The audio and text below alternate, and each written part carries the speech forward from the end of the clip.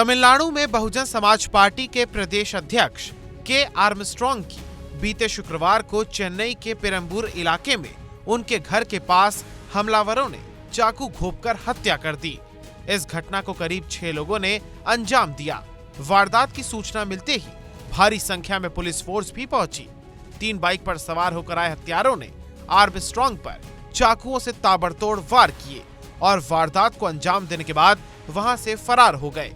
इस high profile हत्या के बाद एक्टिव हुई चेन्नई पुलिस ने इस मामले में अब तक 8 संदिग्ध लोगों को गिरफ्तार किया है। इस घटना पर बीएसपी सुप्रीमो मायावती ने भी तीखी प्रतिक्रिया व्यक्त की है। अब आपको ये लग रहा होगा कि जिस बसपा को प्रमुख तौर पर उत्तर भारत की पार्टी के तौर पर देखा जाता है, वो आखिर तमिलनाडु में इतनी एक्टिव कैसे हुई। तो चलिए आपको ये भी बताते हैं कि आखिर कौन थे बसपा के तमिलनाडु प्रदेश अध्यक्ष आर्मस्ट्रांग। के आर्मस्ट्रांग ने वेंकटेश्वर विश्वविद्यालय तिरुपति से अपनी कानून की डिग्री पूरी की थी। फिर चेन्नई की अदालतों में वकालत की। उसके बाद उन्होंने सबसे पहले साल 2006 में निगम पार्षद के तौर पर क्षेत्र में काम किया और बाद में अगले ही वर्ष बसपा में शामिल हो गए, जहां आर्मस्ट्रांग को तमिलनाडु इकाई का अध्यक्ष बनाया गया।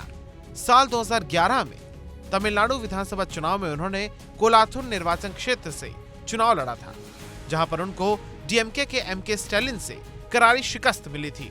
हालांकि चुनाव नहीं जीतने के बावजूद भी उन्हें दलितों का समर्थन मिला था। आर्मस्ट्रांग ने लगातार अपने पूरे जीवन काल के दौरान दलितों की आवाज को बुलंद किया। उनका झुकाव हमेशा से ही दलितों की ओर ज्यादा रहा। यही वजह थी कि क्षेत्र में लोग उन्हें बेहद पसंद करते थे। वो काफी ज्यादा लोकप्रिय थे। आर्मस्ट्रांग को दलितों का मसीहा भी तमिलनाडु में कहा जाता था। इस बात का जिक्र भी मायावती ने किया। उन्होंने एक्स पर पोस्ट करते हुए लिखा, बसपा के अध्यक्ष के आर्मस्ट्रांग की नृशंस हत्या अत्यंत निंदनीय है। पेशे से वकील वो राज्य में दलितों की एक सशक्त आवाज के तौर पर जाने जाते थे। राज्य सरकार को दोषियों को सजा देनी चाहिए। चेन्नई पुलिस ने के आर्मस्ट्रांग की हत्या की जांच के लिए 10 विशेष दल गठित किए हैं।